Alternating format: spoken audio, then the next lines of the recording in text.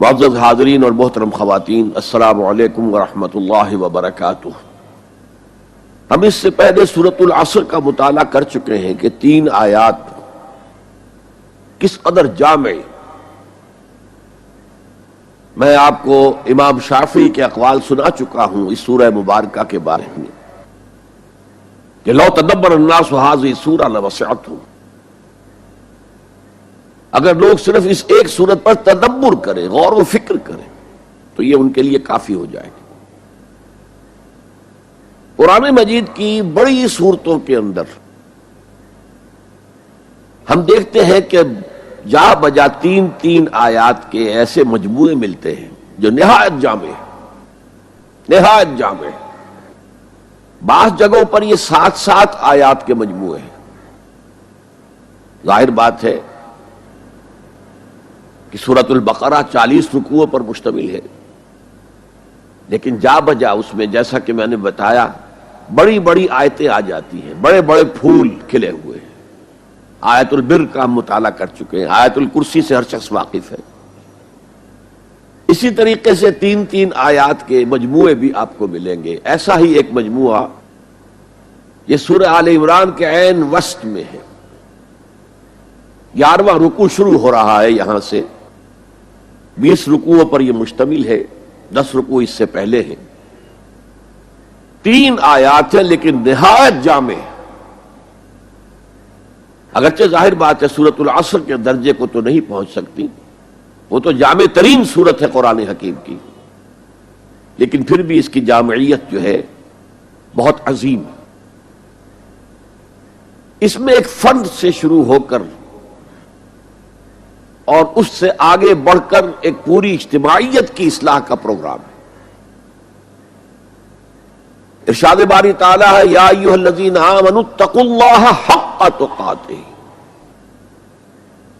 ولا تموتن الا وانتم مسلمون۔ اے ایمان والو، اے ایمان کے دعوے دارو، اے ایمان کا اعلان کرنے والو، اللہ کا تقوی اختیار کرو جتنا کہ اس کے تقوی کا حق ہے، اور دیکھنا موت نہ آنے پائے مگر فرما برداری کی حالت میں۔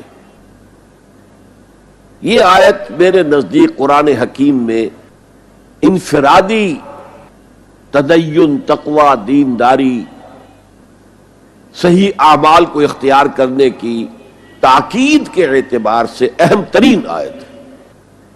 سب سے پہلی بات، اللہ کا تقوی اختیار کرو جتنا کہ اس کے تقوی کا حق ہے۔ صحابہ کرام اس پر پریشان ہو گئے،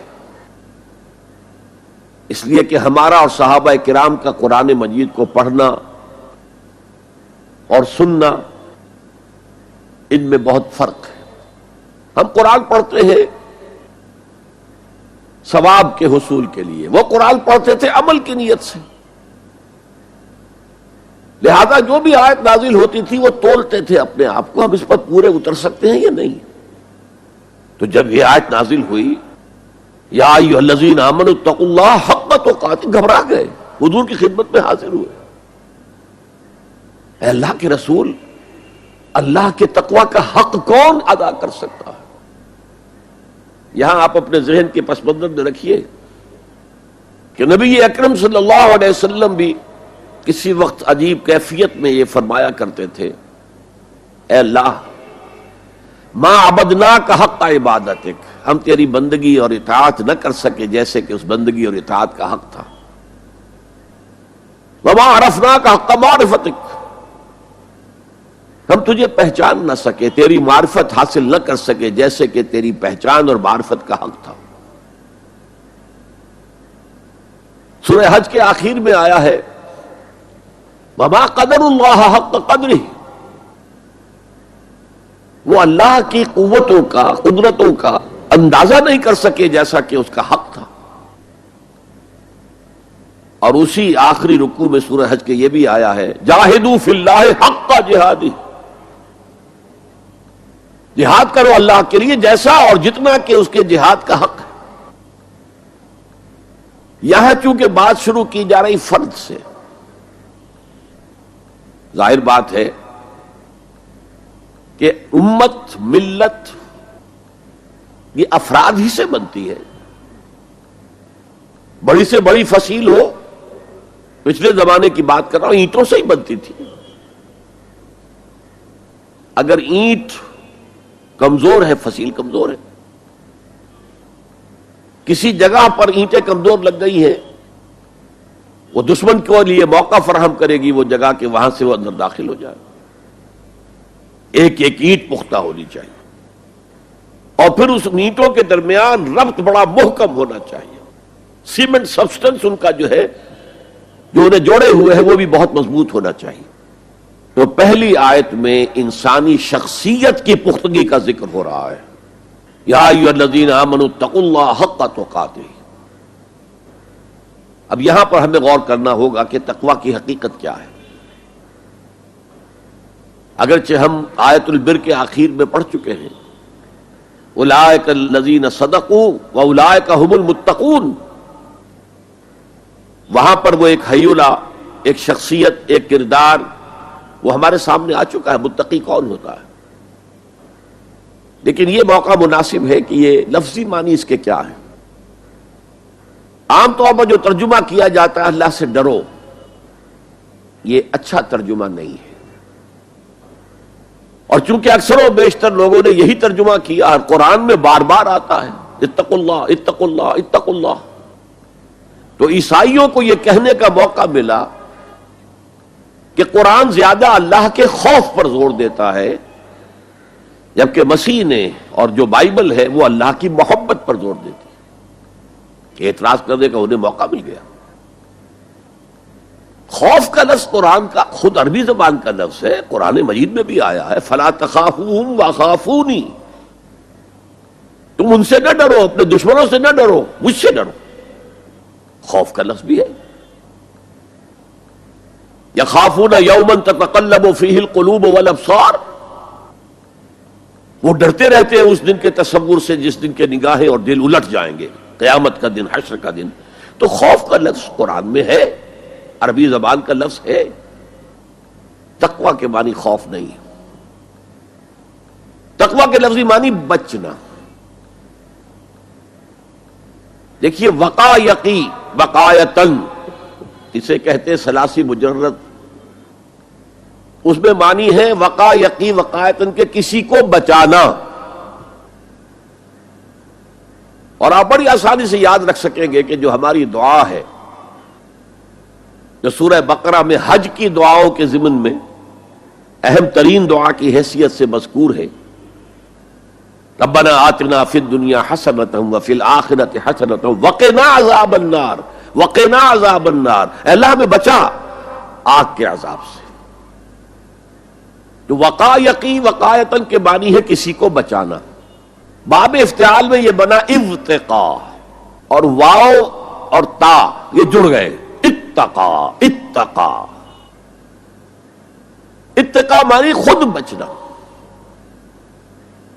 بچنا اللہ کی نافرمانی سے، بچنا اللہ کی ناراضگی سے. ایک بچنا آؤٹ آف لو ہوتا ہے، out of reverence, out of respect.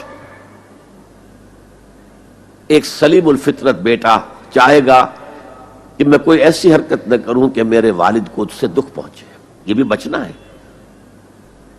ظاہر بات ہے کہ والد کا خوف نہیں ہے اسے، یہ اس کی روش آؤٹ آف لو ہے.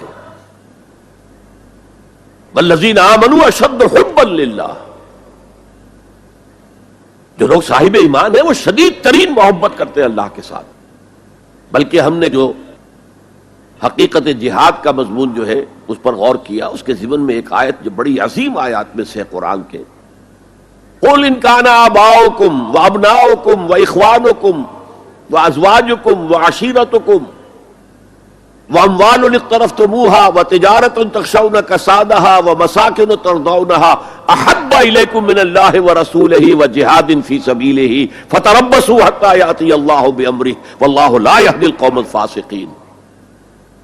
اے نبی ان سے کہہ دیجئے کہ اے لوگو، اگر تمہیں اپنے باپ اور اپنے بیٹے اور اپنے بھائی اور اپنے زوج، مرد کے لیے بیوی، بیوی کے لیے شوہر، اور اپنے رشتہ دار، اور اپنے وہ مال جو تم نے بڑے محنت سے جمع کیے ہیں، اور اپنے وہ کاروبار جن میں کساد کا، سد بازاری کا تمہیں خوف لاحق رہتا ہے، مندہ نہ ہو جائے، اور تمہارے وہ مکان جو تمہیں بہت محبوب ہیں، بہت سجایا ہے، بہت عمدہ فرنش کیا ہے، اعلیٰ ترین مکان بنایا ہے، اگر یہ 8 چیزیں زیادہ محبوب ہیں اللہ سے اور اس کے رسول سے اور اللہ کی راہ میں جہاد سے، فتربصوا، جاؤ، بیٹھے رہو، دفع ہو جاؤ، منتظر رہو، حتی یاتی اللہ بامرہ، یہاں تک کہ اللہ اپنا فیصلہ سنا دے، واللہ لا یہدی القوم الفاسقین، اللہ ایسے فاسقوں کو ہدایت نہیں دیتا۔ تو در حقیقت یہ اللہ تعالیٰ کی محبت کے تحت ہے کہ اللہ اور اللہ کے ساتھ جو عہد وفا استوار کیا ہے، ایاک نعبد و ایاک نستعین، کہ آدمی پھونک پھونک کر قدم رکھے، کہیں میں اللہ کی کسی حد سے تجاوز نہ کر جاؤں، اللہ کی قائم کردہ کسی حد کو پھلانگ نہ جاؤں، کہیں ایسا نہ ہو کہ شریعت کا کوئی حکم میں پامال کر دوں، پھونک پھونک کر قدم رکھنا، لو سانس بھی آہستہ کہ نازک ہے بہت کام، آفاق کی اس کارگہ شیشہ گری کا، اس روش کا نام تقویٰ ہے۔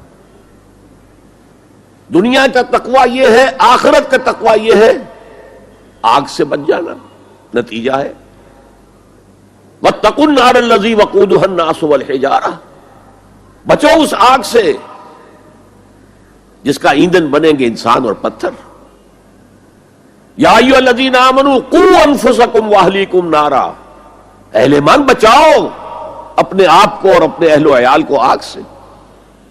تو دنیا کا تقوی اور آخرت کا تقوی، یہ ہے تقوی کے لفظی معنی۔ بلکہ اس میں اضافہ کروں کچھ، ایک دفعہ حضرت عمر فاروق رضی اللہ تعالی عنہ یہ مجلس شورا میں یہ بحث چل نکلی، تقوی کسے کہتے ہیں، ہاؤ ٹو ڈیفائن تقوی۔ سب حضرات نے اپنی اپنی رائے دی۔ حضرت ابی ابن کعب رضی اللہ تعالی عنہ ایک انصاری صحابی ہیں جن کے بارے میں حضور نے فرمایا ہے کہ اقرأہم ابی ابن کعب، میرے صحابہ میں قرآن کا سب سے بڑا جاننے والا ابی ابن کعب ہے۔ وہ خاموش بیٹھے ہوئے سن رہے تھے باتیں۔ حضرت عمر نے خاص طور پر کہا، ابی آپ نے کچھ نکاح فرمائے؟ اب انہوں نے کہا کہ امیر المومنین دیکھیے، اگر کبھی آپ کو کسی ایسے جنگل میں سے گزرنا پڑے جس میں کوئی پگڈنڈی نہیں ہے، بڑی اونچی اونچی گھاس ہے اور قدم قدم پر خاردار جو ہیں جھاڑیاں ہیں، تو آپ کیسے گزریں گے؟ جسے میں بار بار کہہ رہا ہوں، پھونک پھونک کر قدم رکھنا۔ دیکھ لو کہیں اس گھاس کے اندر یہاں کوئی سانپ جو ہے وہ کنڈلی مارے بیٹھا ہو، تمہارا پاؤں سانپ پر جا پڑے، یا کسی اور موذی جانور کے بل میں پاؤں جا پڑے، یا کہیں تمہارے کپڑے جو ہے وہ کسی جھاڑی کے کانٹوں میں الجھ جائیں، بچ بچ کر نکلنا، یہ تقویٰ ہے۔ یہ زندگی ایک سفر ہے، ہماری منزل آخرت ہے۔ جیسے حضور نے فرمایا، انما الدنیا خلقت لکم وانتم خلقتم للآخرہ، یہ دنیا تمہارے لیے بنائی گئی ہے، تمہارے لیے برتنے کا سامان ہے، لیکن تمہیں آخرت کے لیے بنایا گیا ہے، یہ تمہارا گھر نہیں ہے۔ تو یہ ہے تقویٰ۔ اور تقویٰ کی تعلیم قرآن مجید میں اتنی شد و مد کے ساتھ آئی ہے، اتنی شد و مد کے ساتھ آئی ہے، ایک ایک آیت میں دو دو مرتبہ۔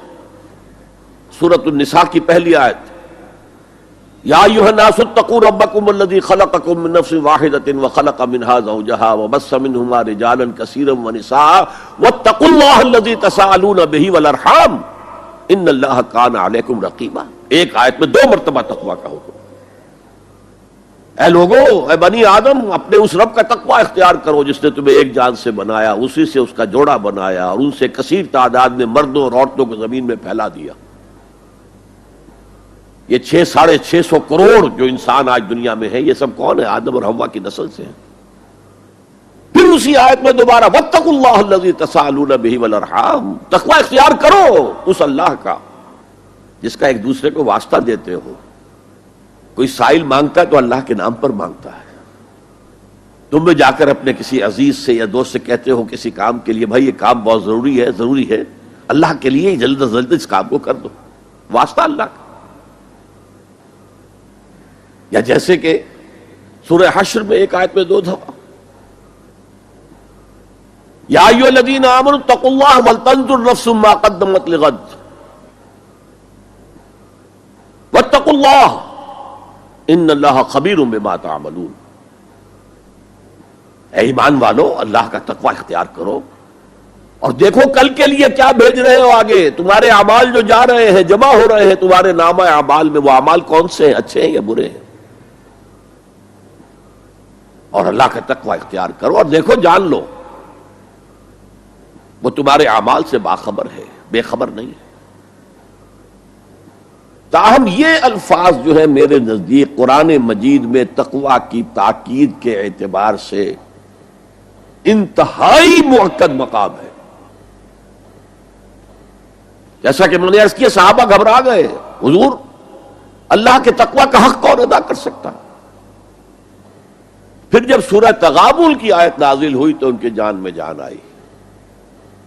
وہاں فرمایا گیا فاتقوا اللہ ما استطعتم، اللہ کا تقوی اختیار کرو جتنا بھی تمہارے حد استطاعت میں ہے، امکانی حد تک اللہ کا تقوی اختیار کرو. پھر جان میں جان آئی.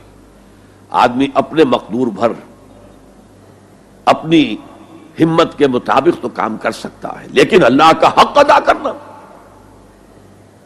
یہ کیسے ممکن ہے؟ اچھا ابھی یہ آیت مکمل نہیں ہوئی، دوسرا حصہ اس سے بھی زیادہ تاکیدی ہے. وَلَا تَمُوتُنَّ إِلَّا وَأَنْتُمْ مُسْلِمُونَ، اور دیکھنا موت نہ آنے پائے مگر فرمانبرداری کی حالت میں. یہاں پر بھی عام طور پر ترجمہ کر دیتے مسلم ہونے کی حالت میں. مسلم تو ہم گناہ کر رہے ہیں تب بھی مسلم ہے، گناہ سے پہلے بھی مسلم ہے، گناہ کے بعد بھی مسلم ہے، یہ نہیں ہے مطلب. فرمانبرداری مسلم کے اصل معنی کیا ہے؟ موت نافرمانی کی حالت میں کہیں نہ آ جائے تمہیں. وہ کوئی زمانہ تمہارے پاس نہیں ہے کہ تم کسی گناہ کا ارتکاب کر بھی چکو گے پھر تمہیں توبہ کا وقت بھی مل جائے گا پھر موت آئے گی، اس سے پہلے موت نہیں آ سکتی. کیا معلوم عین اس گناہ کے ارتکاب کے دوران موت آ جائے. وہ موت کیسی ہوگی؟ شاید آپ کے علم میں ہو لکھنؤ کے ایک بہت بڑے شاعر تھے اور ان کی موت بہت ہی مکروہ حالات میں واقع ہوئی. رات کو 2-3 بجے، جس کو آپ انگریزی میں کہتے ہیں in the small hours of the morning, شراب خانے سے نکلے نشے میں دھت، چکر آیا گرے اور ساتھ ہی بدرو جا رہی تھی گندی نالی، اس میں گر گئے، وہاں سے لاش برآمد. کیسی موت ہے یہ؟ نافرمانی کی حالت میں موت آئی ہے، شراب کے نشے کی حالت میں موت آئی ہے. اور کیا یہ ممکن نہیں ہے کہ کوئی شخص بدکاری کا ارتکاب کر رہا اور عین اسی فعل کے دوران موت آ جائے؟ اچھا اب اگر آپ نے طے کر لیا نہیں مروں گا مگر حالت فرمانبرداری میں، تو اس کی ایک ہی شکل ہے کوئی لمحہ بھی نافرمانی میں بسر نہ ہو، مبادا اسی لمحے موت آ جائے. ہر لمحے کا پہرا دیجئے، ہر ساعت کی پوری حفاظت کیجئے، کہیں نافرمانی کا کوئی ارتکاب نہ ہو اور عین اس حالت میں کہیں موت نہ آ جائے. میں وہ حدیث آپ کو سنا چکا ہوں، لا یزنی الزانی حین یزنی وہو مومن. کوئی زانی حالت ایمان میں زنا نہیں کرتا، جب وہ زنا کر رہا ہوتا ایمان اس کے دل سے نکل کر اوپر سر پر منڈلاتا رہتا. کوئی چور حالت ایمان میں چوری نہیں کرتا. ولا یسرق السارق حین یسرق وہو مومن. کوئی شرابی حالت ایمان میں شراب نہیں پی سکتا. ولا یشرب الخمر حین یشرب وہو مومن. اگر ایمان بھی ہو دل میں اور یہ حرکات بھی ہو رہی ہو تو وہ ایمان 2 پیسے کا نہیں، 2 ٹکے کا نہیں. کیا اس ایمان کی قیمت ہے؟ کیا قدر و قیمت ہے اس کی؟ اب اگر عین اسی حالت کے اندر موت آ گئی تو یہ تو خلوع ایمان ہے، ایمان کا خالی ہو جانا ہے. یہ ہے وہ بات جو کہی گئی. اب یہ اسلام اور تقوی، ان دونوں کو یہاں نوٹ کر لیجئے. یا ایھا الذین آمنوا اتقوا اللہ حق تقاتہ ولا تموتن الا وانتم مسلمون. اے ایمان کے دعوے دارو، اللہ کا تقوی اختیار کرو جتنا کہ اس کے تقوی کا حق ہے، اور دیکھنا موت نہ آنے پائے مگر فرما برداری کی حالت میں. اب یہ اینٹیں اگر پختہ ہو گئی ہیں، ہم نے جہاد کے مختلف مراحل ان پر غور کیا تھا. پہلا مرحلہ کیا تھا؟ نفس امارہ کے خلاف جہاد، شیطان اور اس کی ذریت سلبی و مانوی کے خلاف جہاد، بگڑے ہوئے معاشرے کے جو پریشرز ہیں ان کے خلاف جہاد. یہ 3 جہاد کر کے کما حقہ فرض کیجئے کہ اب آپ تقوی اور فرما برداری کی روش پر راسخ ہو گئے، قائم ہو گئے. اب اگلا قدم کیا ہے؟ اب ان اینٹوں سے فصیل بنانی ہے.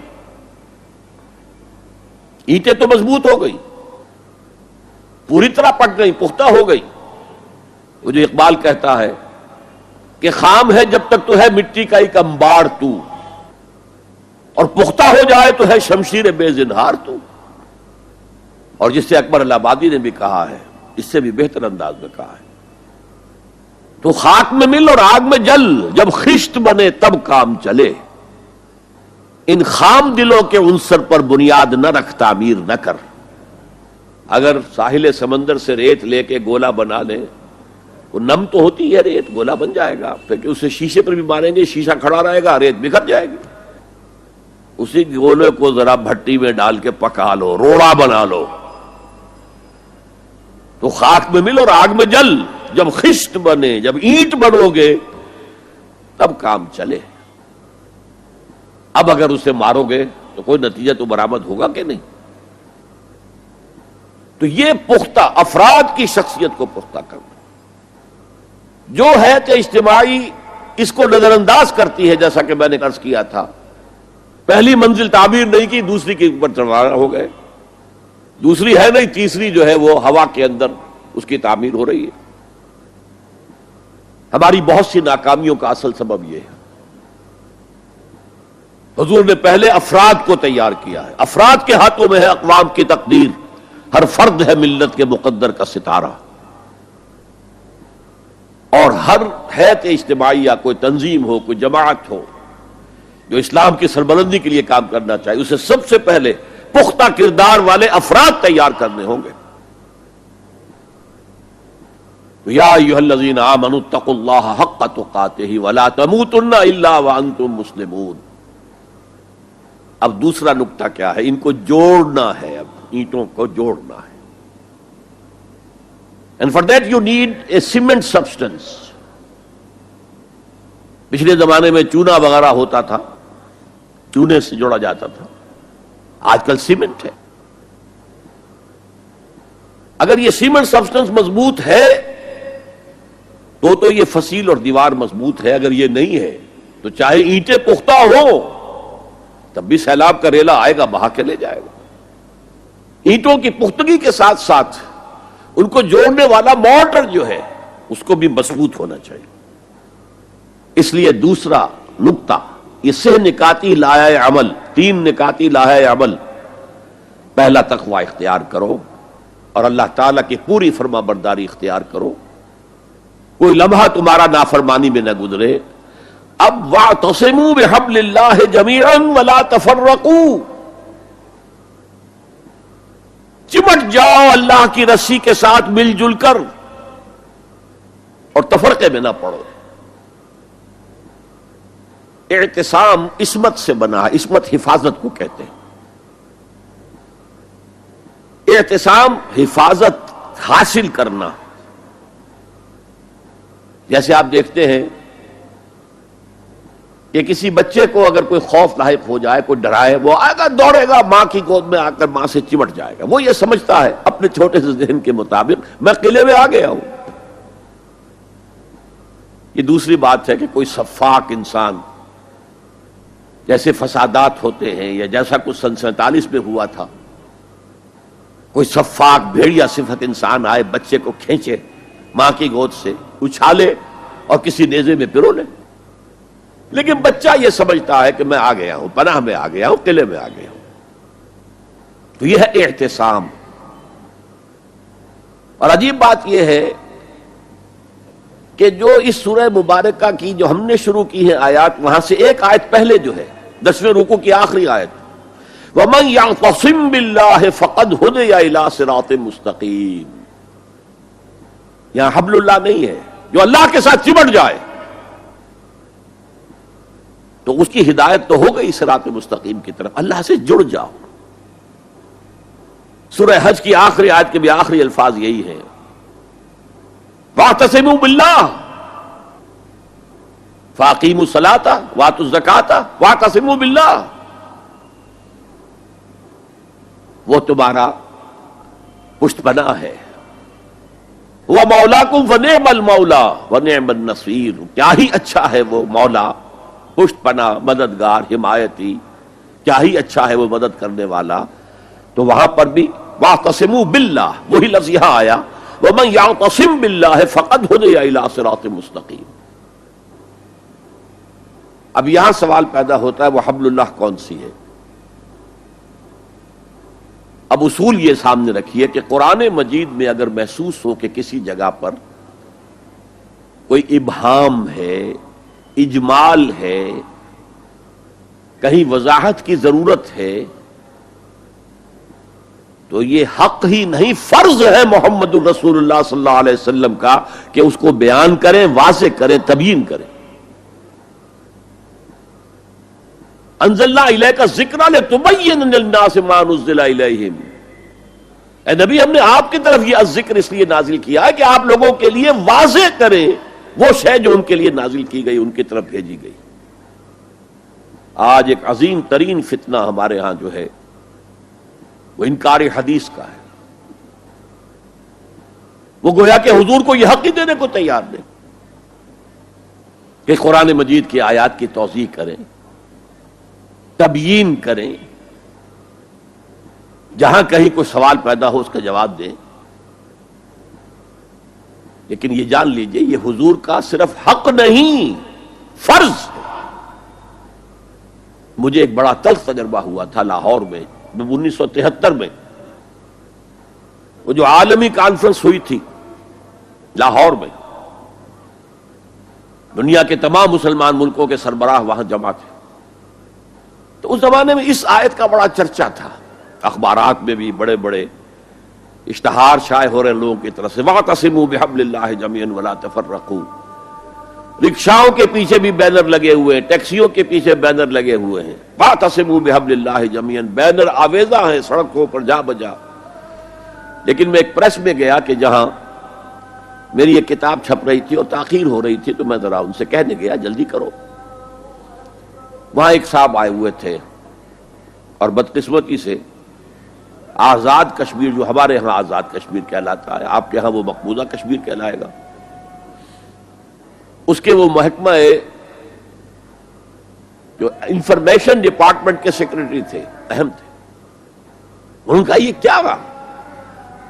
یہ لا یعنی کلام ہے، بے معنی کلام ہے. فَاعْتَصِمُوا بِحَبْلِ اللَّهِ. کہاں ہے وہ رسی؟ کس کو رسی؟ کون سی رسی کو پکڑوں؟ بہت صدمہ ہوا، لیکن کیا کیا جائے. وہ اصل میں کمیونسٹ ذہن کے تھے. اب اس لیے وہ اللہ کے رسول نے واضح کیا ہے کہ حبل اللہ کون سی ہے. میں وہ حدیث آپ کو سنا چکا ہوں، حضرت علی رضی اللہ تعالی عنہ سے جو مروی ہے نبی اکرم صلی اللہ علیہ وسلم، ترمذی شریف اور دارمی یا بیہقی میں موجود ہے. تو اس میں یہ الفاظ میں ہوا حبل اللہ المتین وہو الذکر الحکیم وہو الصراط المستقیم. حضرت علی فرماتے یہ ہیں کہ میں نے سنا حضور نے ارشاد فرمایا ان قریب ایک بہت بڑا فتنہ رونما ہوگا، انہا ستکون فتنۃ۔ میں نے سوال کیا مل مخرج منہا یا رسول اللہ، اے اللہ کے رسول فرمائیے اس سے نکلنے کا راستہ کون سا ہوگا، مخرج کون سا ہوگا، ایگزٹ کون سا ہوگا؟ یا آپ کے ہالز میں جہاں ایگزٹ لکھا ہوا ہوتا ہے سرخ سی بتیوں کے ساتھ، عرب ممالک میں مخرج لکھتے ہیں اس کو، نکلنے کی جگہ، بھاگنے کی جگہ، اگر کہیں دھواں بھر جائے، کہیں آگ لگ جائے تو بھاگو ان روشنیوں کی طرف، ان دروازوں کی طرف، وہ کھل جائیں گے۔ تو جب حضور نے فرمایا کہ انہا ستکون فتنۃ، تو حضرت علی کہتے میں نے پوچھا بل مخرج منہا یا رسول اللہ، فرمایا کتاب اللہ، فتنوں سے بچانے والی اور فتنوں سے نکالنے والی شے صرف کتاب اللہ ہے۔ فیہ خبر ما قبلکم ونبأ ما بعدکم وحکم ما بینکم، اس میں تم سے پہلے جو اقوام تھی ان کی خبریں موجود ہیں، تمہارے بعد آنے والی جو چیزیں ہیں ان واقعات کا تذکرہ موجود ہے، اور تمہارے درمیان جو اختلافات بھی رونما ہو سکتے ہیں ان سب کا حل موجود ہے۔ وَهُوَ حَبْلُ اللَّهِ الْمَتِينُ وَهُوَ الصِّرَاطُ الْمُسْتَقِيمُ وَهُوَ ذِكْرُ اللَّهِ الْحَكِيمُ، اور یہی تو ہے اللہ کی مضبوط رسی، اور یہی تو ہے الذکر۔ تم نے الذکر نمبر ان کیا بنا لیے ہیں، کس طرح کے اذکار، سب سے بڑا ذکر الذکر، یوں سمجھیے دی ریممبرنس از قرآن، اور یہی صراط المستقیم ہے جس کی تم ہر نماز کی رکعت میں استدعا کرتے ہو، اہدنا الصراط المستقیم، یہ صراط مستقیم ہے تو صحیح۔ تو حبل اللہ قرآن ہے۔ ایک حدیث میں آتا ہے عبداللہ ابن مسعود سے رضی اللہ تعالی عنہ، القرآن حبل اللہ الممدود من السماء الى الارض، حضور نے فرمایا یہ القرآن جو ہے یہ اللہ کی رسی ہے جو تنی ہوئی ہے آسمان اور زمین کے درمیان۔ اللہ کا قرب چاہتے ہو تو اس رسی کو پکڑ کے چڑھو اوپر۔ تقرب اللہ کا سب سے بڑا ذریعہ قرآن ہے۔ اس سے بھی زیادہ پیارے انداز میں ایک حدیث میں واقعہ بیان ہوا ہے، حضور صلی اللہ علیہ وسلم اپنے حجرے سے برآمد ہوئے اور آپ نے دیکھا ایک کونے میں کچھ لوگ قرآن مجید کا مذاکرہ کر رہے ہیں، سمجھ رہے ہیں، سمجھا رہے ہیں، درس کی شکل نہیں کہ جو مونولوگ ہوتا ہے ایک آدمی بولتا ہے باقی سنتے ہیں، نہیں، حضور کے چہرے پر بشاشت، خوشی کے، مسرت کے آثار ظاہر ہوئے۔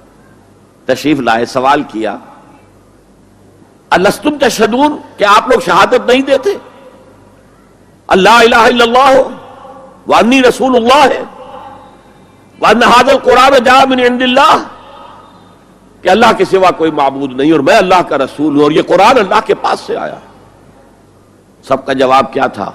بھلا یا رسول اللہ، بھلا یا رسول اللہ، حضور ہم گواہ ہیں اس پر۔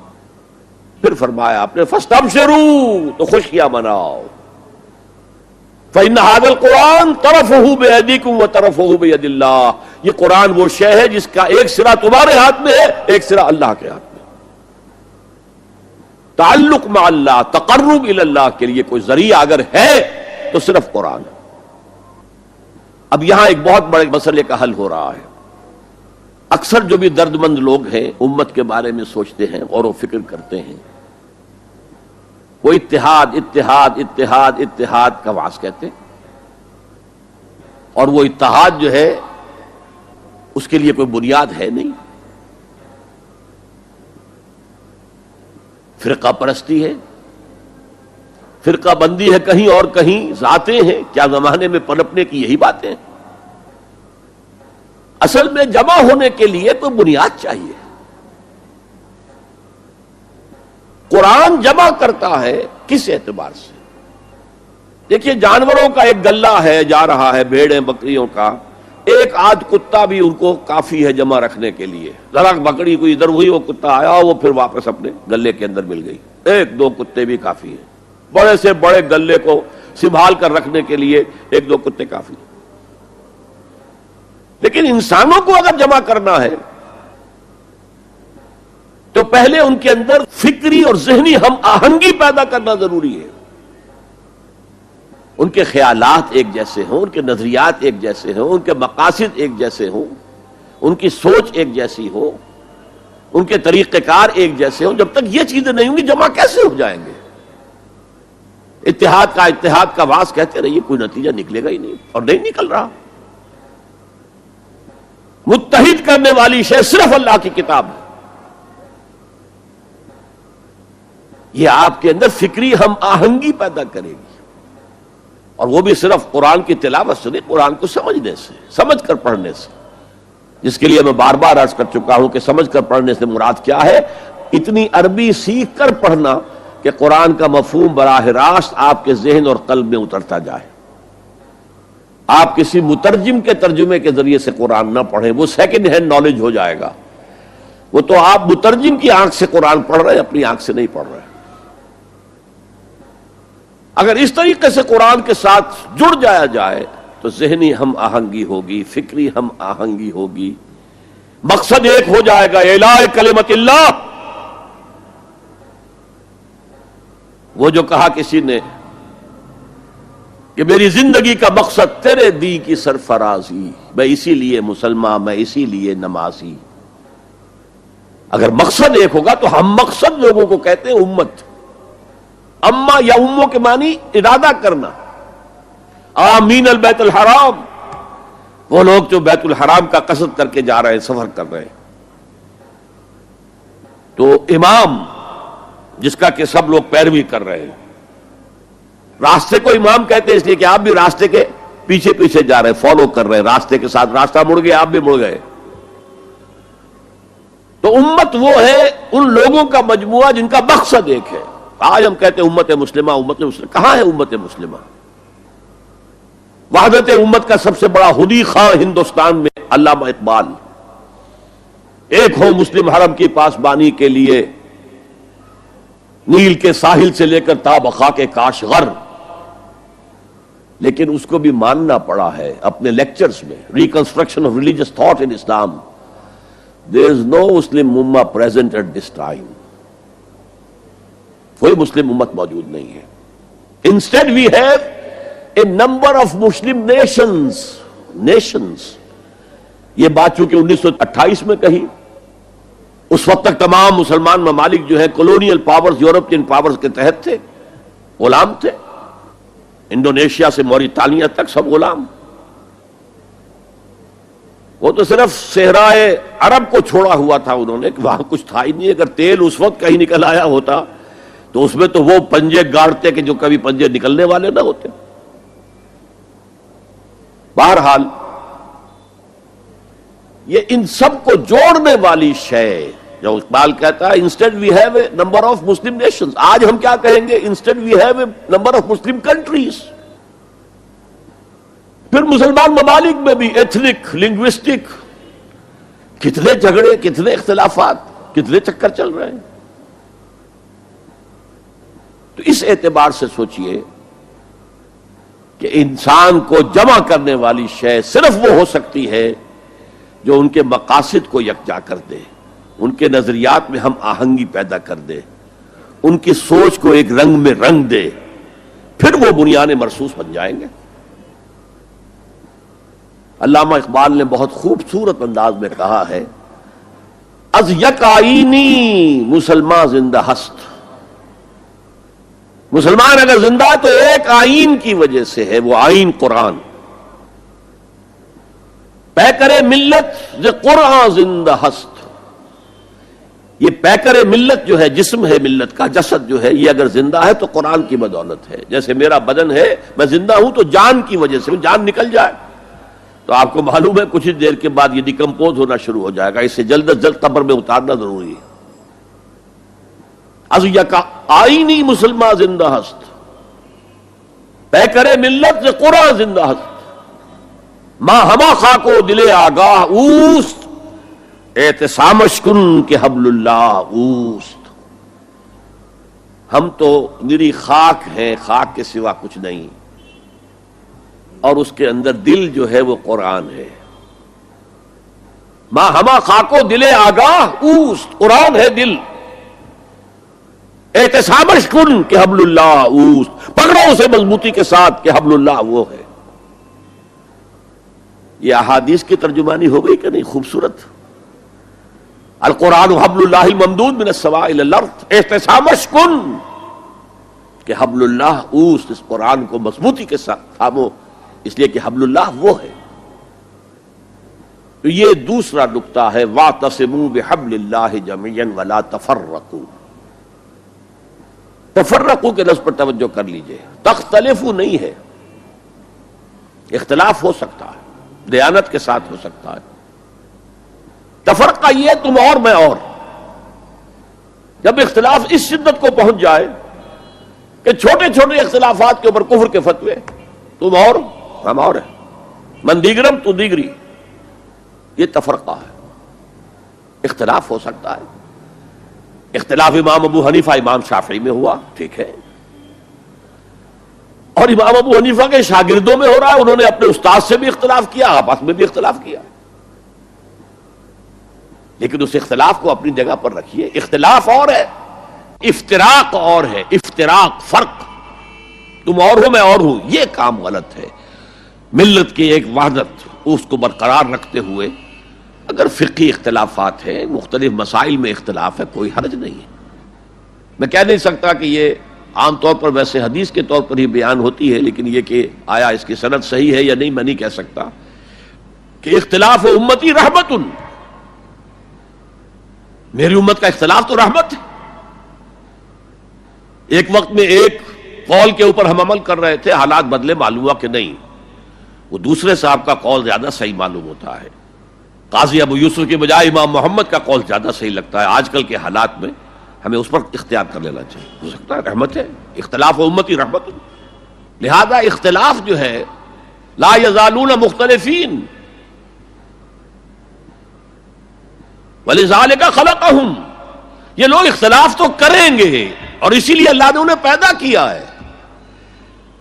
دو بھائیوں کی شکلیں نہیں ملتی ہیں، اختلاف ہے، گنا گونی ہے، مونوٹنی نہیں ہے، مونوٹنی تو انسان کو بور کر دیتی ہے۔ تنوع، گل ہائے رنگا رنگ سے ہے رونق چمن، اے ذوق اس چمن کو ہے زیب اختلاف سے، گل ہائے رنگا رنگ۔ تو اختلاف اور شے ہے، لیکن جو اختلاف افتراق کا سبب بن جائے وہ ہے اصل میں کہ جو پھر امت کی جڑوں کو گویا کہ اس کے اوپر تیشہ بن کر گرنے والی شے۔ واعتصموا بحبل اللہ جميعا ولا تفرقوا، اب یہ خاص عرب کے ان حالات کے پس منظر میں فرمایا جا رہا ہے، اور سب سے زیادہ یہ کہ مدینہ منورہ کے جو حالات تھے تاریخی اعتبار سے۔ وَاذْكُرُوا نِعْمَةَ اللَّهِ عَلَيْكُمْ إِذْ كُنْتُمْ أَعْدَاءً فَأَلَّفَ بَيْنَ قُلُوبِكُمْ فَأَصْبَحْتُمْ بِنِعْمَتِهِ إِخْوَانًا، اور یاد کرو اللہ کے انعام کو جو تم پر ہوا ہے، کہ تم تو دشمن تھے آپس میں، پورے عرب میں بھی قتل و غارت گری، جنگ و جدل تم کو پیشہ تھا، کہیں پانی پینے پلانے پہ جھگڑا، کہیں گھوڑا آگے بڑھانے پہ جھگڑا، جھگڑا ہی جھگڑا۔ ان کی تو طبیعت ثانیہ جو ہے وہ تھی جنگ و جدال، بس اس میں حرم محفوظ تھا، انا جعلنا حرما آمنا، یہ امن کی جگہ تھی۔ دور جاہلیت میں بھی حال یہ تھا، عربوں کے اندر اس قدر حرم کی جو حرمت ہے اور اس کے امن کی جو اہمیت تھی کہ اگر کسی شخص کے باپ کو کسی نے قتل کیا اور اب وہ اپنے اس باپ کے قاتل کو تلاش کر رہا ہے سال ہا سال سے، اسی میں لگا ہوا انتقام لینے کو، ان کے جذبات کے اندر انتقام تھا، اور اب اس نے حرم میں دیکھ لیا ہے اپنے باپ کے قاتل کو تو اسے کچھ نہیں کہے گا، یہ امن کی جگہ ہے۔ تو قریش کو امن حاصل تھا، لإلاف قریش إلافهم رحلة الشتاء والصيف فليعبدوا رب هذا البيت الذي أطعمهم من جوع وآمنهم من خوف۔ باقی تو پورے عرب کے اندر، اور وہ بھی اشہر حرم جو ہے ان کے اندر جنگ بند ہو جاتی تھی، ورنہ جنگ دن رات چلتی تھی، اور خاص مدینے میں آپ کو معلوم ہے جنگ بعاث جو اوس اور خزرج کے درمیان 100 سال تک چلتی رہی، نسلاً بعد نسل۔ ابھی انہوں نے اتنے لوگ ان کے قتل کر دیے، جواب انہوں نے ان کو اتنے لوگ قتل کر دیے، پھر جیسے کہ ہمارے دیہات میں ہوتا ہے قتل در قتل، قتل در قتل، وہاں قبیلوں کے مابین جنگ بعاث جو ہے 100 سال سے چل رہی تھی۔ تو وَاذْكُرُوا نِعْمَةَ اللَّهِ عَلَيْكُمْ إِذْ كُنْتُمْ أَعْدَاءً فَأَلَّفَ بَيْنَ قُلُوبِكُمْ فَأَصْبَحْتُمْ بِنِعْمَتِهِ إِخْوَانًا، تو تم ہو گئے ہو اللہ کی نعمت سے آپس میں بھائی بھائی۔ اور کیسے بھائی بھائی بنے ہیں. پھر جو اخوت اور بھائی چارے کی مثالیں قائم کی ہیں صحابہ کرام نے، پوری انسانی تاریخ میں آپ کو نہیں مل سکتی. وَكُنْتُمْ عَلَى شَفَا حُفْرَةٍ مِّنَ النَّارِ، اور تم تو ایک آگ کے گڑھے کے کنارے تک پہنچ چکے تھے، گرنا ہی چاہتے تھے، تباہ و بربادی کی انتہائی کو پہنچ رہے تھے. میں آپ کو بتا چکا ہوں ایک پس منظر کہ مدینے کے حالات میں ایک تاریخی اعتبار سے سازگاری کی ایک وجہ یہ بھی تھی کہ اب اوس اور خندق تھک گئے تھے، لڑ لڑ کر ایک دوسرے کو مار کر تھک گئے تھے، اور وہ سوچ رہے تھے کوئی آربیٹریٹر ہونا چاہیے، ہمیں کوئی بادشاہ بنا لینا چاہیے جس کا حکم اوس بھی مانے خزرج بھی مانے. اور قرۂ فال بنامے من دیوانہ زدن، اس کے لیے قرۂ فال نکلا تھا عبداللہ ابن امی کا. اس کے لیے تاج تیار ہو گیا تھا سونے کا، ابھی تاج پوشی باقی تھی کہ حضور تشریف لے آئے بے تاج بادشاہ کی حیثیت سے. اس کے سارے خواب جو ہیں وہ بکھر گئے. تو انہیں ضرورت کا احساس تھا، لڑ کر تھک گئے، کب تک لڑیں گے، ہمارے قبیلے جو ہے ختم ہو جائیں گے لڑ کر. تو اسی کی طرف اشارہ ہو رہا ہے. کنتم علی شفا حفرۃ من النار، حفرہ گڑھا، شفا شفتین ہیں یہ دو ہونٹ جن کے درمیان یہ منہ کا گڑھا ہے. تم تو ایک ہونٹ پر، اس گڑھے کے ایک ہونٹ پر پہنچ چکے تھے، ایک کنارے تک پہنچ چکے تھے. فانقذکم منہا، اللہ نے وہاں سے تمہیں بچایا ہے. یہی تمثیل اختیار کی ہے حضور نے صلی اللہ علیہ وسلم. اے لوگوں، میری اور تمہاری مثال ایسی ہے کہ آگ کا ایک بڑا گڑھا ہے، تم اس میں گر پڑنا چاہتے، تمہیں نظر نہیں آ رہا، اور میں تمہارے کپڑے پکڑ پکڑ کر گھسیٹ رہا ہوں. کذالک یبین اللہ لکم آیاتہ لعلکم تہتدون، اسی طرح اللہ تعالی واضح کرتا ہے تمہارے لیے اپنی آیات کو تاکہ تم ہدایت حاصل کر سکو، ہدایت پر آ جاؤ، ہدایت قبول کر لو. تو یہ دوسرا نقطہ ہوا. پہلا نقطہ کیا تھا؟ انفرادی تقوی، انفرادی تدین، افراد کے اندر اخلاص، صرف اللہ کی رضا جوئی کے لیے کام کرنا، صرف اخروی فلاح کے لیے کام کرنا. یہ پہلی ہے. اینٹیں مضبوط ہو جائیں، خام ہے جب تک تو ہے مٹی کا ایک انبار تو، پختہ ہو جائے تو ہے شمشیر بے زنہار تو. اینٹیں پختہ ہو جائیں، اب انہیں جوڑنا ہے، سیمنٹ سبسٹنس چاہیے، وہ قرآن ہے، یہ جوڑے گا تم. چنانچہ یہی بات حضرت شیخ الہند مولانا محمود حسن دیوبندی اسیر مالٹا نے اپنی اسیری سے رہائی پانے کے بعد واپس جب آئے ہیں تو دیوبند میں علماء کے ایک بڑے اجتماع سے خطاب کر کے کہی. مولانا مفتی محمد شفیع رحمت اللہ علیہ وہ خود موجود تھے اس میں، بڑے بڑے علماء، مولانا حسین احمد مدنی رحمت اللہ علیہ، شبیر احمد عثمانی رحمت اللہ علیہ، مولانا اشرف علی تھانوی رحمت اللہ علیہ، مولانا انور شاہ کشمیری رحمت، بڑا مجمع. اور کہا حضرت شیخ الہند نے، ہم نے تو اپنی اسیری کے 4 سالوں کے دوران جتنا غور کیا تو ہماری اس وقت کی امت کی زبوں حالی کے 2 سبب سامنے آئے. مولانا مفتی شفیع لکھتے ہیں، ان کی کتاب وحدت امت کے نام سے، کہتے ہیں کہ پورا مجمع ہمہ تن گوش ہو گیا کہ یہ شیخ الشیوخ استاد العلماء عمر کے اس آخری درجے میں اس حد پر آ کر اب نیا سبق کون سا سیکھ کر آیا ہے. تاکہ ہمیں تو اس کے 2 سبب معلوم ہوئے، ایک ہمارا قرآن کو ترک کر دینا، لفظ نوٹ کیے، ترک کر دینا، اور دوسرا ہمارے آپس کے اختلافات. چنانچہ میں تو یہی فیصلہ کر کے آیا ہوں کہ اب زندگی جتنی باقی ہے 2 ہی کاموں میں لگاؤں گا. ایک تو یہ کہ ناظرہ قرآن پڑھنے کے مکتب گلی گلی کھل جائیں، اور عوامی درس قرآن کے ذریعے قرآن کے پیغام اور قرآن کے حکمت سے لوگوں کو روشناس کرایا جائے. عوامی درس قرآن کا لفظ استعمال کر رہا ہے شیخ الہند، جنہیں میں 14ویں صدی کا مجدد اعظم سمجھتا ہوں. اور نمبر 2 یہ کہ آپس کے اختلافات کو ہوا نہ دی جائے. یہ واقعہ کوٹ کر کے مفتی محمد شفیع صاحب لکھتے ہیں کہ حضرت شیخ نے جو 2 باتیں کہیں اصل میں وہ ایک ہی ہے. ہمارے باہمی اختلافات بھی تو اسی وجہ سے ہیں کہ ہم نے قرآن کو ترک کر دیا ہے. بتائیے شیخ الہند نے کیسے ترک کیا قرآن؟ مولانا مدنی نے کیسے ترک کر دیا قرآن؟ کیا مطلب اس ترک کرنے کا؟ حال تو یہ ہے کہ مولانا مدنی رحمت اللہ علیہ، حالانکہ وہ تو گرفتار نہیں ہوئے تھے، وہ تو والنٹریلی اپنے شیخ کی خدمت کے لیے گئے ہیں ساتھ، اور اس حد تک ان کی وفاداری اور ان کی خدمت گزاری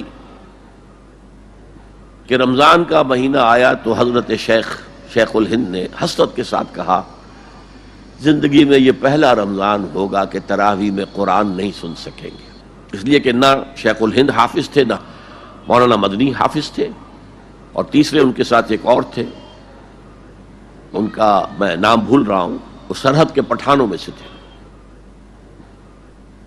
کوئی حافظ نہیں تھا۔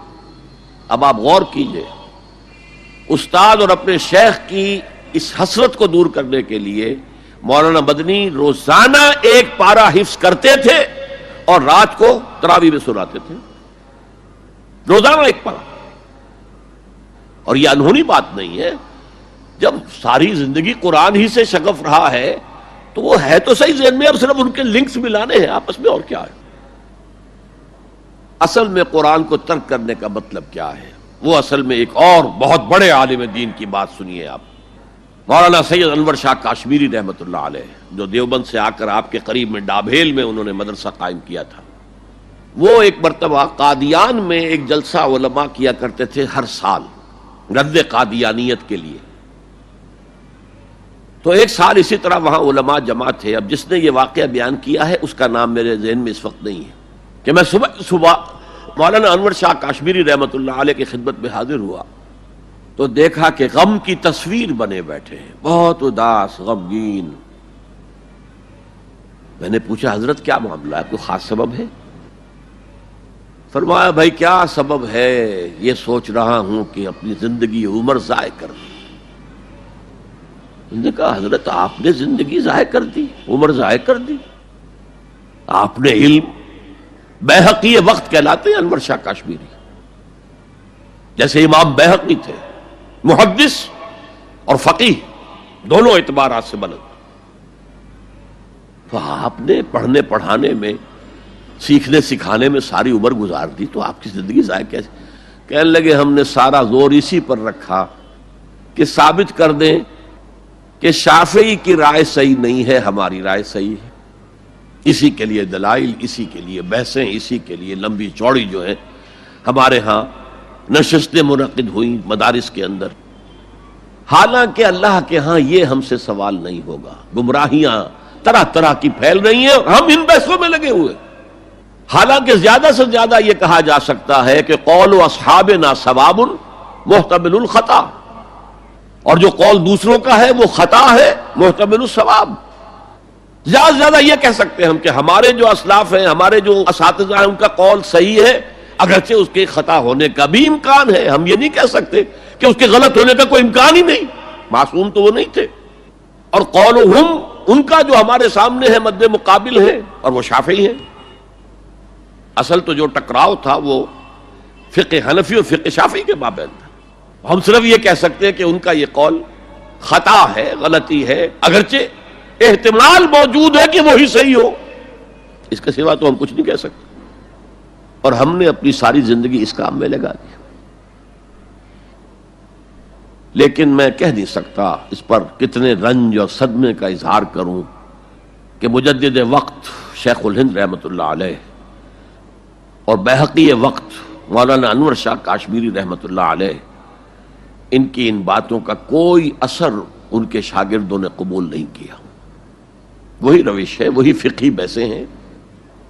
جب میں نے پاکستان میں تحریک خلافت کا آغاز کیا، کچھ احادیث بیان کی، اچھے علماء نے کہا کہ ڈاکٹر صاحب ہم نے تو یہ حدیثیں پہلی مرتبہ آپ سے سنی، یہ حدیثیں جو ہیں یہ ہیں کتاب الملاحم میں، اشراط الساعہ، علامات القیامہ، کتاب الفتن، اور حدیث کے ان ابواب پر تو پہنچتے پہنچتے ہم ایگزاسٹ ہو چکے ہوتے ہیں، ہماری ساری بحثیں جو ہے وہ ختم، اور وقت ختم ہو جاتا ہے ان فقہی بحثوں کے اندر، یہاں تک تو ہم پہنچتے ہی نہیں۔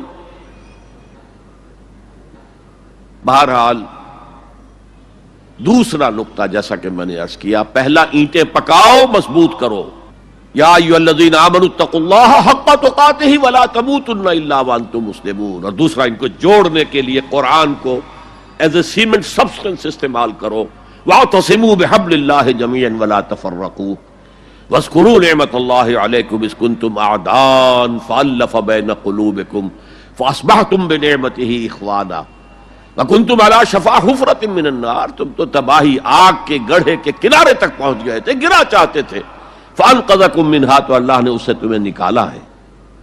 کذالک یبین اللہ لکم آیاتہ لعلکم تہتدون، اسی طرح اللہ تعالیٰ تمہارے لیے اپنی آیات کی تبیین کر رہا ہے، وضاحت کر رہا ہے تاکہ تم ہدایت حاصل کر سکو۔ اب تیسری بات، یہ جو اینٹوں کو پکا کر اور پھر ان کو جوڑ کر جو ایک اجتماعیت وجود میں آئی، اس کے مقاصد کیا ہیں؟ کیا کشور کشائی کرنی ہے؟ ملکوں کو فتح کرنا ہے؟ کیا کرنا ہے؟ اپنے قوم کی سربلندی، اس کے لیے یہ قوت صرف کرنی ہے؟ کیا ہے کہ کرنی ہے؟ وَلْتَكُن مِّنكُمْ أُمَّةٌ يَدْعُونَ إِلَى الْخَيْرِ وَيَأْمُرُونَ بِالْمَعْرُوفِ وَيَنْهَوْنَ عَنِ الْمُنكَرِ وَأُولَٰئِكَ هُمُ الْمُفْلِحُونَ۔ اب یہاں پر من جو ہے، منکم، اس کے معنی میں اختلاف ہے۔ مولانا ابوالکلام آزاد نے، چونکہ اس موضوع پر ان کے پورا ایک مقالہ، پوری تقریر ہے کتابی شکل میں، امر بالمعروف نہی عن المنکر، اس آیت کے حوالے سے کہا ہے یہاں من جو ہے تبعیضیہ نہیں ہے، بیانیہ ہے۔ ثقیل اصطلاحات ہے، مطلب کیا ہے؟ تم میں سے کچھ، یعنی سب نہیں، کچھ تو ہوں، جیسے ابھی آپ نے ترجمہ سنا، تم میں سے کچھ لوگ تو ایسے ہونے ہی چاہیے جو یہ کام کرے، تو یہ گویا کہ تبعیضیہ ہو گیا، تم میں سے کچھ۔ بیانیہ کیا ہے؟ تم سے ایک ایسی امت وجود میں آنی چاہیے۔ اور بڑی پیاری مثال دی ہے انہوں نے، عربی میں کہتے ہیں للامیر من اولاد ہی جندن، فلاں جو امیر ہے، فلاں علاقے کا جو بھی امیر ہے، بادشاہ ہے، اس کی تو اپنی اولاد سے ایک لشکر بن جاتا ہے، یعنی اس کی اولاد اتنی ہے کہ گویا کہ وہ لشکر ہے۔ للامیر من اولاد ہی جندن، یہ یہاں من تبعیضیہ نہیں ہے، من بیانیہ ہے کہ اولاد ہی ایک لشکر کی شکل میں ہے۔ لیکن اکثر علماء نے یہاں پر من کو تبعیضیہ قرار دیا ہے، جیسے کہ ابھی ترجمہ آپ نے سنا تو اس میں بھی تھا، میرا بھی اتفاق اسی سے ہے، اس لیے کہ چند آیتوں کے بعد وہ آیت بھی آ رہی ہے، آیت نمبر 110، جس میں پوری امت کے لیے یہی کام قرار دیا گیا۔ کنتم، یہاں ہے ولتکن، تم میں سے یا تمہارے ذریعے سے وجود میں آئے ایک امت، وہاں کنتم خیر امت اخرجت للناس تأمرون بالمعروف وتنہون عن المنکر وتؤمنون باللہ، تم وہ بہترین امت بن گئے ہو، بن چکے ہو جو دنیا والوں کے لیے نکالی گئی ہے۔ یہ پہلے بھی میں عرض کر چکا ہوں کہ باقی ہر قوم دنیا کی اپنی بھلائی کے لیے، اپنی فلاح کے لیے، اپنے مفادات کے لیے، اپنی مصلحتوں کے لیے کوشاں ہوتی ہے، نہیں تمہارا معاملہ یہ نہیں ہے، تمہیں دنیا والوں کی ہدایت کے لیے نکالا گیا ہے۔ وہ جو اقبال نے کہا ہے، ہم تو جیتے ہیں کہ دنیا میں تیرا نام رہے، کہیں ممکن ہے کہ ساقی نہ رہے جام رہے۔ مسلمانوں کی تو زندگی اس لیے ہے کہ دنیا میں یہ جام توحید، جام ہدایت گردش میں لائیں، ہماری حیثیت ساقی کی ہے، ہم تو جیتے ہیں کہ دنیا میں تیرا نام رہے، کہیں ممکن ہے کہ ساقی نہ رہے جام رہے۔ جام کیسے حرکت میں آئے گا اگر ساقی نہیں ہے؟ تو ہم تو پوری دنیا کو سیراب کرنا چاہتے ہیں اس شراب حقیقت سے۔ تو ایک ہے پوری امت کا فرض منصبی، اور وہ اس آیت میں آیا ہے، آیت نمبر 10 میں۔ یہ آیت جو ہے آیت 110، یہ ہم وزن ہے سورہ بقرہ کی اس آیت کے، وَكَذَلِكَ جَعَلْنَاكُمْ أُمَّةً وَسَطًا لِتَكُونُوا شُهَدَاءَ عَلَى النَّاسِ وَيَكُونَ الرَّسُولُ عَلَيْكُمْ شَهِيدًا۔ اسی طرح ہم نے تمہیں ایک امت وسط بنایا، درمیانی امت بنایا، بہترین امت بنایا، تاکہ تم گواہی دو اور گواہ بنو قیامت کے دن تمام نوع انسانی کے خلاف، اور رسول ہمارے صلی اللہ علیہ وسلم تم پر گواہی دے اور قیامت میں گواہی دے کہ اے اللہ میں نے تیرا دین ان تک پہنچا دیا تھا۔ Now they are accountable, they are responsible۔ They can't plead ignorance. یہ نہیں کہہ سکتے کہ بات پہنچائی نہیں گئی، میں نے پہنچا دی تھی. تو امت کا مقصد کیا ہے؟ شہادت علی الناس، اتمام حجت.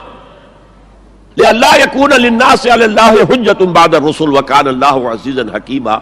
ہم نے اپنے رسولوں کو بشیر و نذیر بنا کر بھیجا اس لیے کہ لوگوں کے پاس کوئی حجت باقی نہ رہ جائے. اللہ ہمیں تو پیغام پہنچا ہی نہیں، تو محاسبہ کس بات کا؟ لئلا یکون للناس علی اللہ حجت بعد الرسل. رسولوں کی آمد کے بعد اب یہ نہیں کہہ سکتے کہ ہم تک پیغام نہیں پہنچا. سب سے سخت محاسبہ انہی کا ہوگا جن کو براہ راست رسولوں نے تبلیغ کی ہے. اور یہی وجہ ہے کہ جن کو براہ راست رسولوں نے تبلیغ کی اور انہوں نے بحیثیت مجموعی رد کر دیا ان کی دعوت کو، ان کو ہلاک کر دیا گیا، نسیم منسیہ کر دیا. اسے کہتے ہیں عذاب استیصال، جڑ سے اکھیڑ کر پھینک دینا. اصل کہتے ہیں جڑ کو، استیصال جڑ سے اکھیڑ دینا. اگر جڑ نہیں نکلے گی تو پودا دوبارہ پھوٹ آئے گا. جس کو کہا ہے کالم یغنو فیہا، ایسے ہو گئے قوم نوح، قوم ہود، قوم صالح، قوم شعیب، آل فرعون، کالم یغنو فیہا، جیسے کبھی یہاں تھے ہی نہیں. لا یرا الا مساکنہم، اب مسکن تو نظر آ رہے ہیں. قوم سمود کے مسکن آج بھی نظر آ رہے ہیں. 7000 سال پہلی پرانی بات ہے یہ.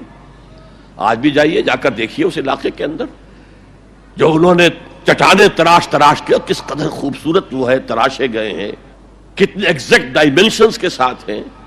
وہ جا کر دیکھیے، میں دیکھ کر آیا ہوں. 7000 سال پرانی تہذیب تھی. تو بہرحال قوموں کو پھر ہلاک کیا جاتا تھا. البتہ جن پر بالواسطہ تبلیغ ہوتی ہے ان کے لیے یہ انجام نہیں ہے. بلا واسطہ رسول نے اتمام حجت کر دیا تو اب رعایت نہیں ہے، اب وہ ہلاک کر دیے جائیں گے اگر وہ نہیں مانتے. تو اب یہ ہے کہ یہ امت محمد صلی اللہ علیہ وسلم شہداء علی الناس، یہ سورہ بقرہ میں کہا، اور کنتم خیر امت اخرجت للناس، تم بہترین امت ہو جو نکالی گئی ہے، برپا کی گئی ہے لوگوں کے لیے. تمہارا کام کیا ہے؟ تأمرون بالمعروف وتنہون عن المنکر وتؤمنون باللہ، نیکی کا حکم دیتے ہو، بدی سے روکتے ہو، اور اللہ پر ایمان پختہ رکھتے ہو. لیکن یہ تو صورت ہو گئی تھی حضور کے زمانے میں امت مسلمہ کی، لیکن یہ صورت دائم تو نہیں تھی، ہمیشہ رہنے والی تو نہیں تھی. ہر کمال راہ زوالے، ہر کمال کو زوال سے دوچار ہونا پڑتا ہے. امت مسلمہ پر بھی زوال آیا. سب سے پہلے دوبارہ ملوکیت قائم ہو گئی، جاگیرداریاں قائم ہو گئی، سرمایہ داری. جانتا ہوں میں یہ امت حامل قرآن نہیں ہے، وہی سرمایہ داری بندہ مومن کا دین. اب اس صورت میں کیا کیا جائے؟ امت تو بھول گئی. امت کو یہ یاد ہی نہیں کہ ہمیں تو دنیا والوں کو تبلیغ کرنی تھی، دنیا کو سمجھانا تھا، دنیا کو بتانا تھا، ان پر اتمام حجت کرنا تھا، ان تک دعوت و تبلیغ کا حق ادا کرنا تھا. امت تو بھول گئی اپنے گلچھروں میں، اپنے عیش میں، جسے حدیث نبوی میں کہا گیا ہے ملکن اعظم، کٹکھنی ملوکیت خلافت راشدہ کے بعد جو آئی ہے. یہ حدیث ہے، بہت اہم ہے. مسند احمد ابن حنبل رحمت اللہ علیہ عن النعمان ابن بشیر رضی اللہ تعالی عنہ، حضور نے فرمایا تکون فیکم نبوۃ ما شاء اللہ ان تکون ثم یرفع اللہ اذا شاء یرفعها. نبوت تمہارے مابین موجود رہے گی جب تک اللہ چاہے گا کہ موجود رہے، پھر اللہ اس نبوت کو اٹھا لے گا جب چاہے گا. یعنی میں موجود رہوں گا تمہارے مابین جب تک اللہ چاہے گا، پھر اللہ مجھے اٹھا لے گا، میرا انتقال ہو جائے گا. ثم تکون خلافت اللہ من حاج النبوہ، پھر ایک دور ہوگا خلافت کا جو عین نبوت کے نقش قدم پر ہوگی. فتکون ما شاء اللہ ان تکون، وہ بھی رہے گی جب تک اللہ چاہے گا کہ رہے. ثم یرفع اللہ اذا شاء یرفعها، پھر اس کو بھی اللہ اٹھا لے گا جب بھی چاہے گا. ثم تکون ملکا عاضا، پھر ایک دور آئے گا کٹ کاٹ کھانے والی. عضا یعض کہتے ہیں کاٹنا، پھر وہ کاٹ کھانے والی ظالم حکومت، ملوکیت، ملکن ملوکیت کا دور آ جائے گا. اب جب یہ دور آ گیا تو اب اس کا علاج کیا ہے؟ اور وہ دور گھٹتے گھٹتے گھٹتے گھٹتے جہاں تک بات پہنچ گئی ہے، یقیناً ہم سے تو بہت بہتر معاشرہ تھا بنو امیہ کے دور کا، لیکن یہ کہ اب ہم کہاں پہنچ گئے، سرے سے یاد ہی نہیں کہ ہمارا یہ کوئی فرض منصبی ہے، شہادت علی الناس کوئی ہماری ذمہ داری ہے، ہم مسئول ہوں گے اللہ کے ہاں، احساس ہی نہیں۔ اپنی روٹی، اپنی دال یا اپنا مرغ پلاؤ متنجن جو بھی ہو، اپنا مکان، اپنی کوٹھی، اپنا محل، اپنی کار، اس کا نئے سے نیا جو ہے ماڈل، ساری ہماری سوچ تو ان چیزوں کے گرد ہے۔ کس کو یاد ہے کہ بحیثیت امت ہمارا فرض کیا تھا؟ اس حال میں کچھ لوگ تو ہونے چاہیے جو ہوش میں آئیں، یہ ہے وَلْتَكُمْ مِنْكُمْ أُمَّةٌ۔ جب پوری امت سو جائے تو امت ودن امت قائم کی جائے۔ ایک بڑی امت ہے امت محمد، جو بالفعل امت کی حالت میں نہیں ہے، جو وحدت امت کا سب سے بڑا خودی خواہ ہے، اس کا قول میں آپ کو سنا چکا ہوں۔ At present there is no Muslim ummah. Instead we have a number of Muslim nations. And today we have a number of Muslim countries. That's all. امت کہاں ہے؟ لیکن اسے آپ کہتے ہیں party with in party, state with in state, امہ with in امہ۔ جو لوگ جاگ جائیں، جنہیں ہوش آ جائے، جنہیں اپنی ذمہ داری کا احساس ہو جائے، وہ جمع ہو کر ایک امت کی شکل اختیار کریں۔ وہ اس مغالطے میں تو نہ ہے کہ صرف ہم مسلمان ہیں باقی کافر ہیں، معاذ اللہ ثم معاذ اللہ ثم معاذ اللہ، یہ بہت بڑا فتنہ ہے۔ بس یہ ہے کہ حکیم سعید صاحب مرحوم ہمارے پاکستان والے، جن کے بڑے بھائی یہاں تھے دلی میں، حکیم عبدالحمید صاحب، انہوں نے ایک تحریک چلائی تھی، جاگو اور جگاؤ، جاگو اور جگاؤ، جاگو اور جگاؤ، یہ ان کے سلوگنز میں سے ہے۔ تو جاگو اور جگاؤ، جسے ہوش آ گئی، ارے ہماری ذمہ داری تھی، ہم بھولے بیٹھے، اسی لیے ہم برباد ہو رہے، تباہ ہو رہے، تو دوسروں کو بھی جگائیں، دوسروں کو بھی یاد دلائیں، اور مل جل کر ایک امت بن جائیں۔ ہم مقصد لوگ، یہ امت جو ہے اس کا جو کوئی ایک مقصد ہے ہی نہیں سرے سے، زندگی برائے زندگی ہے، اب زندگی کسی مقصد کے لیے تو ہے ہی نہیں۔ بالکل جس طرح حیوان جیتے ہیں، زندگی تو وہ بھی گزارتے ہیں، لیکن ان کی زندگی کا مقصد کوئی نہیں ہے، انہیں آپ ایکسپلائٹ کرتے ہیں، یوز کرتے ہیں۔ گھوڑے کو باندھ لیا بگی کے اندر، ٹانگے کے اندر، بیل کو جوت لیا اپنے حل کے اندر، آپ استعمال کر رہے ہیں انہیں، ان کی زندگی کا تو کوئی مقصد نہیں۔ آج ہمارا حال یہ ہے، ہماری زندگیوں کا کوئی مقصد نہیں۔ لیکن جو جاگ جائیں، جنہیں احساس ہو جائے، جو محسوس کر لے کہ یہ ہماری اجتماعی ذمہ داری ہے، اور اسی کو پورا کرنے نہ کرنے کے باعث ضربت علیہم الذلۃ والمسکنۃ وباؤوا بغضب من اللہ کی صورت جو کبھی یہود کی تھی، وہ آج ہماری ہو چکی ہے۔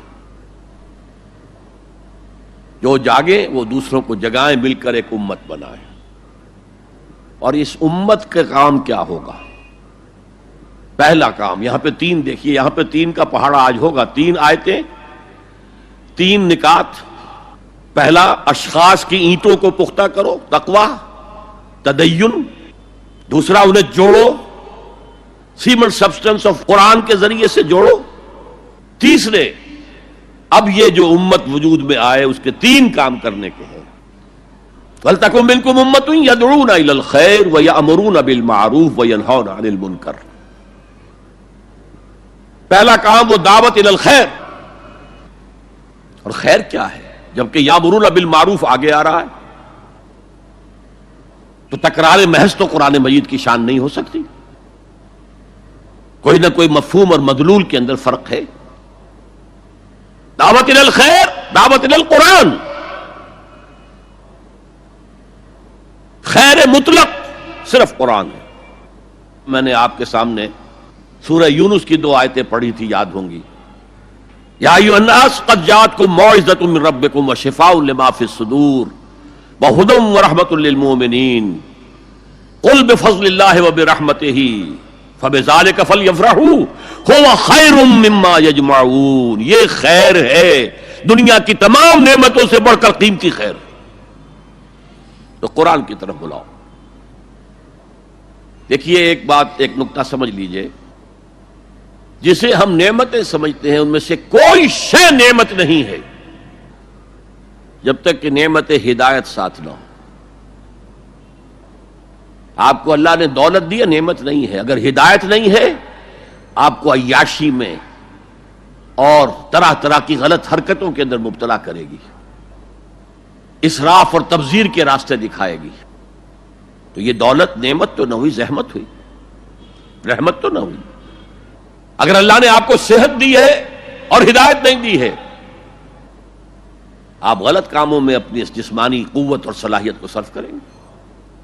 صحت نعمت نہیں ہے اگر ہدایت نہ ہو، دولت نعمت نہیں ہے اگر ہدایت نہ ہو، اولاد نعمت نہیں ہے اگر ہدایت نہ ہو. اس کے لیے تو مسئول ہو جائیں گے آپ اللہ کے ہاں. آپ نے اپنی اولاد کو کیا تربیت دی تھی؟ نعمت ہدایت. ہدایت ہے وہ شے، اس کے ساتھ جڑ کر جو چیز آئے وہ نعمت ہے.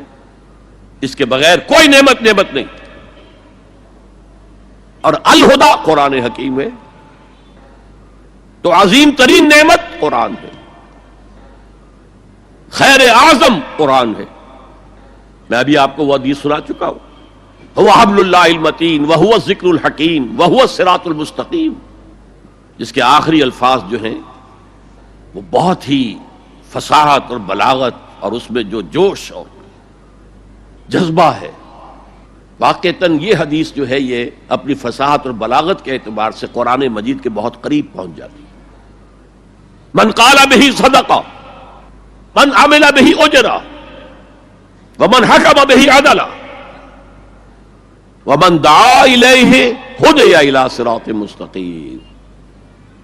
جو اس قرآن کی بنیاد پر کوئی بات کہے اس نے سچ کہا، جو اس قرآن کے پر عمل کرے اس کا اجر محفوظ ہے، جو اس قرآن کی روح سے کوئی فیصلہ کرے اس نے عدل کیا، اور جو اس قرآن کی طرف بلائے کسی اور کو ہدایت ہو نہ ہو اس کی ہدایت تو ہو گئی، انشورڈ. ومن دعا الیہ ہدی الی صراط مستقیم. اور اس میں جو پہلے آیت تھی نا اس میں بھی یہی ہے، ومن یعتصم باللہ فقد ہدی الی صراط مستقیم. آیت نمبر 101 جو ہے، ہماری آج کی گفتگو 102 103 104 پر ہے. اس سے پہلی جو آیت ہے وَمَن يَعْتَصِم بِاللَّهِ فَقَدْ هُدِيَ إِلَىٰ صِرَاطٍ مُسْتَقِيمٍ.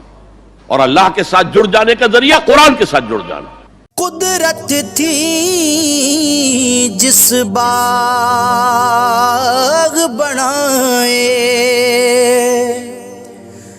جگ سنسار تمامی،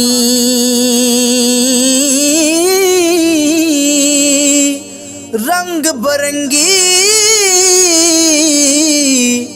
اے بوٹے لائے، تے کچھ خاصے کچھ عامی، رنگ برنگے